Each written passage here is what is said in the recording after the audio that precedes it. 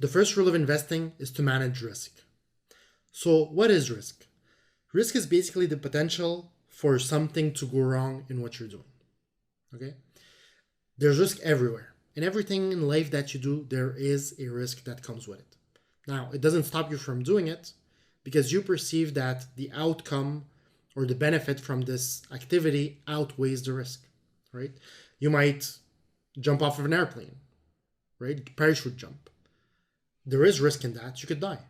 But you perceive that, the benefits you get, the thrill that you get, is worth the risk. Now, it doesn't mean that you're just going to jump without a parachute. You still want to minimize that risk and make sure you're taking at the least amount of risk possible. You double check, triple, quadruple check your parachute. You put two parachutes on. You go with an instructor. You do everything you have to minimize that risk. Okay? You don't stop yourself from living, but you do it. You're getting married. There's a risk that you get a divorce, this or that happens. Doesn't stop you from doing it, right? You minimize that risk though.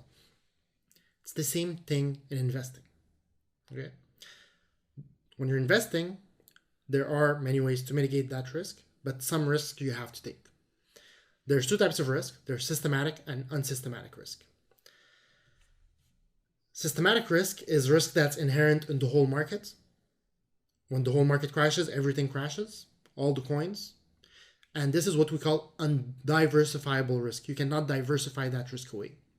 Get back to that point. Then you have the other type of risk, which is unsystematic risk. Unsystematic risk is risk specific to a coin. So what happens if a specific coin's project doesn't work? They don't meet the deadline. Well, that coin might drop. Other coins aren't going to drop. So you can diversify away that risk. How? By having a portfolio that has a lot of coins. So even if one of them doesn't work out, the others aren't going to get impacted, and you're not going to feel the impact of that one coin out of your 10 different coins. Now, so this is something that you can diversify away, and it's something that has to do with specific coins, right? Or specific technologies. If a specific technology doesn't work, well, if you have a portfolio that has a lot of different coins that have different technologies, well, if one doesn't work, that doesn't mean the others aren't going to work. If one gets hacked, doesn't mean the others got hacked, so you won't feel that impact on your portfolio because you have a large enough portfolio. So you can diversify away that risk. That's great. Now, the other type of risk, systematic, which we've just talked about before that, is the one you cannot diversify away. It has to do with the overall market and not just with a specific coin or a specific technology. It's all of them. Like we've seen with the crypto market, where a lot of times the whole market skyrockets and the whole market crashes, right? So then you have to make sure that you understand that there is this risk, and even if you have a diversified portfolio, your portfolio is going to drop with the market, and this is something you cannot reduce. Okay. Now, what we have to do is figure out how much money should you invest based on those risks, right? There are risks that you buy something and it goes to zero and you lose all your funds. There is the risk that something goes down a lot before then going up. So the risk that it moves against you, can you hold that risk? Is that something you can support, right? And this is a very big question. And that's a question that all companies and all traders that do good answer, right? So I've worked at a bunch of different companies, traded huge capitals for them. And, 2.5 years ago, a little bit more now, I've started my own trading firm where we have 16 different traders trading our capital. And the question that I'm always asking is, how can I minimize risk? I'm never asking myself, how much money can I make?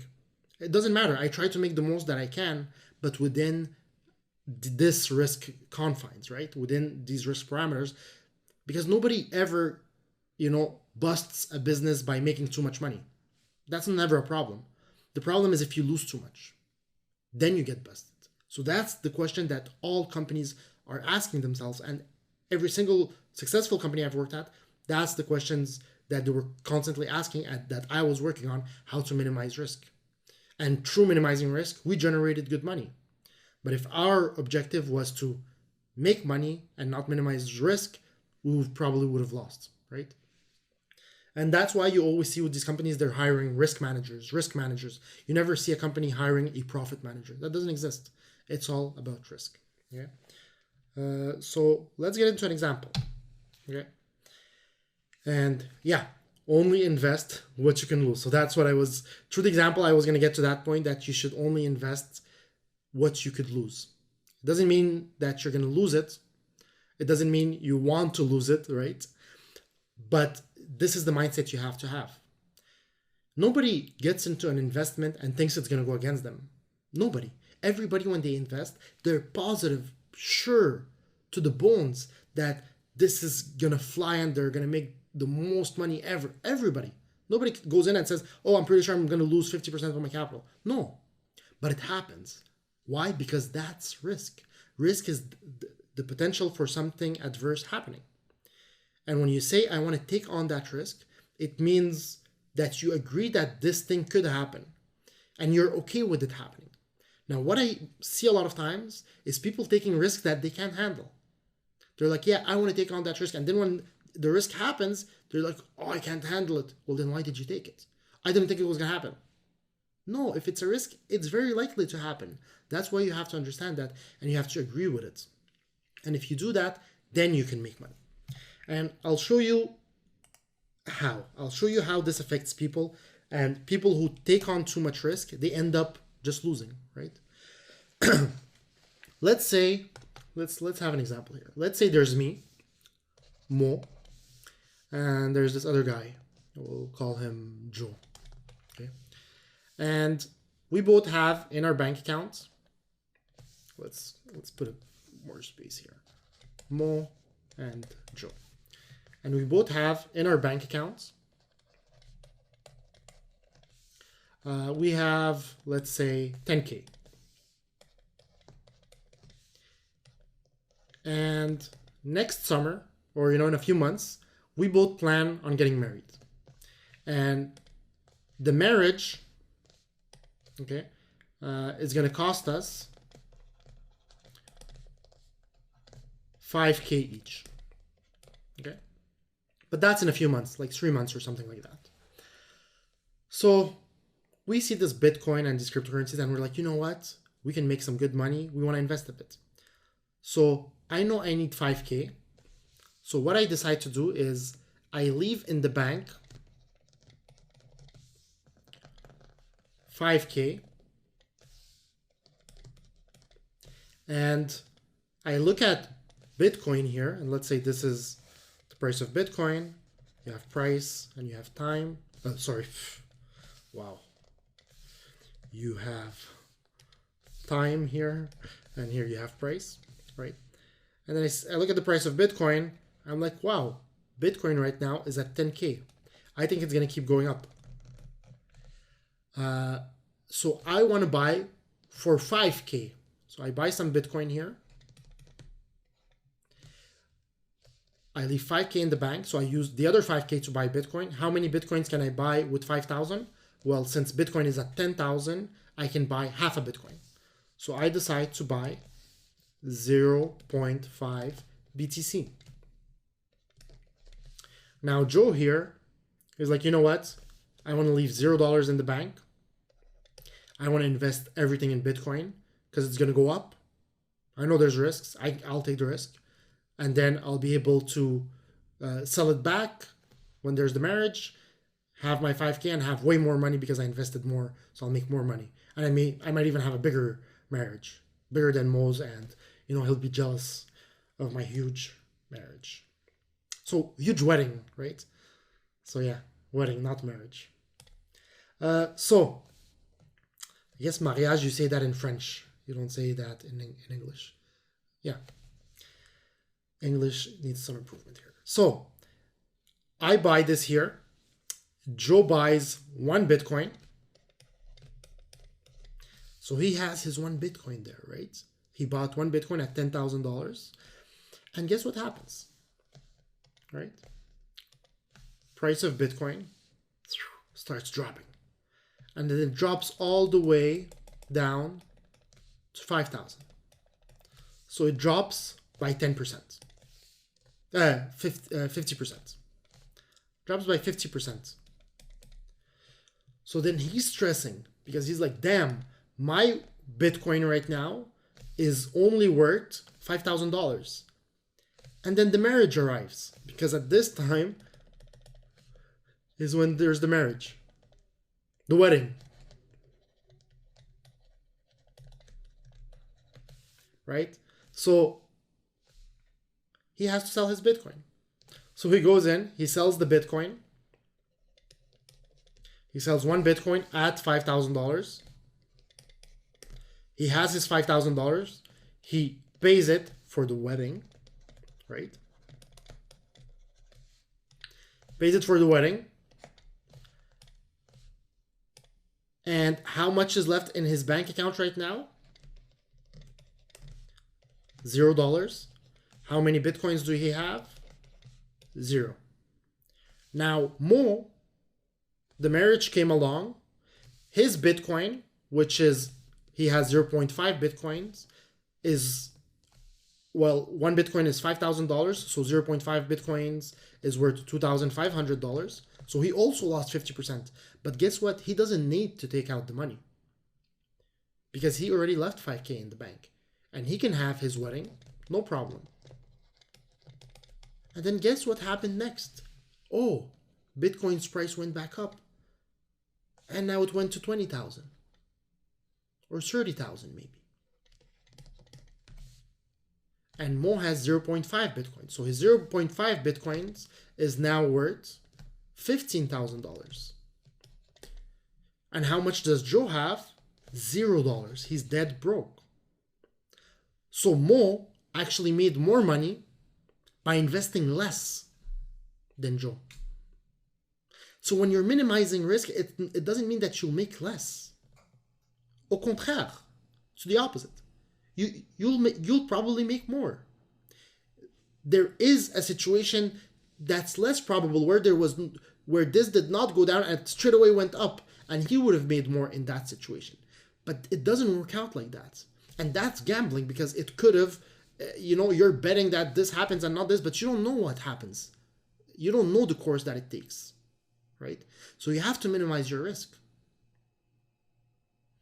So the people who actually take less risk, and less risk doesn't mean that you don't put in any money. It's that you're smart about it, right? They end up making more than the people who take more risks. So what's the point of taking more risk? Nothing, right? Don't take risks that you can't handle. This is a risk that it fluctuates like that. Now, does this happen in real life? Yes, obviously it does. I've worked as a broker and I've seen people put their life's savings in not cryptos, but stocks, extremely risky gold mining companies, and they lose a shitload of money and they don't think it'll happen to them. They're close to their retirement and they're taking extremely high risks. And then when the company that they're in has some fluctuations, well, they need the money because they're retired. So they have to pull it out at extremely bad moments. So they lose money. So you do all of that to lose money in the end. What's the point? So be smart about it, right? When you say I'm taking the risk, you're literally saying I'm okay if it goes against me 50%. That's a reality, okay? And if you're not, then you're putting in too much money. If you can't sleep at night because of it, you're putting in too much money. You can't do it that way. And you'll end up not making. That's the worst part. You'll have the stress, you'll have all that, and you'll end up not making. So invest only what you can lose. And I'm saying that from a place of actual experience, as having experienced it myself and having seen so many people experience it. For me, it's just a simple thing because I've seen it. For other people, you haven't seen it, so you think, oh well, it doesn't happen to me. But once you see it several times, like myself, it makes super sense. Let's see an example here. Does this actually happen? Well, let's say that there was this exact situation, Mo and Joe, and they had invested in Ethereum. So let's say we have Ethereum here. So let's just use Ethereum. Okay, where can I see a drop? Okay, here. So there's a drop here. So let's take a ruler. How big is this drop? So this drop went from 15 bucks in end of 2016, so almost 2017, right? A few months before. So just before 2017. And it dropped from 16 all the way down to 6. So this dropped 60%, a 60% drop, right? Here we go. So here we go. If Mo had invested here in September 2016, as well as Joe, and their wedding was at this point in December and they had to pull out the money, well, guess what? Joe would have had to sell, and he would have had to sell earlier at 50% because he needed 5K for his wedding. And that's it. He would have zero money and he would not have an investment anymore. Now, Mo, since he had invested, instead of investing 10,000, invested only the 5,000, right? He could have withheld this volatility, had his wedding, no problem, and left that investment as the investment he wanted to leave. And then guess what? It actually went up. And how much did it go up? Well, Ethereum went up crazy. Let's actually just scroll here. Ethereum went up to that time, to 2000. From the highs, it went up by 8,000% from that time. And now it dropped again, but even for now, it's up 1,700%. And by early, so that percentage, 8,000, that means that the 5,000 he put in would have went up by 80 times, right? So he made almost $500,000 with 5,000. And that's Ethereum had that crazy move. It did go up crazy like that. And if he kept holding while this huge, crash here, he would have only made 1,700%, which, again, 5,000 times 17, still 85,000, right? So compared to somebody who made zero and had invested more, okay? So that's really, I just really wanted to pound that in, because as an investor, you have to be diversified and not have all your money in crypto. You have some money in crypto, some money's elsewhere, but then within crypto, you have to diversify as well. And, not put, it's a risky investment, right? When you invest in stocks, very reputable companies that have been in business for a long time, the first thing they tell you is invest only what you could lose. Not because they expect you to lose it. I don't expect crypto to go away. I think it's the future. But I still have to be aware of risk, because risk doesn't care about what you believe in. Risk doesn't care about, what you want to happen or what you think is going to happen. It could manifest itself. And you don't want to be living on the streets. So you have to be aware of that.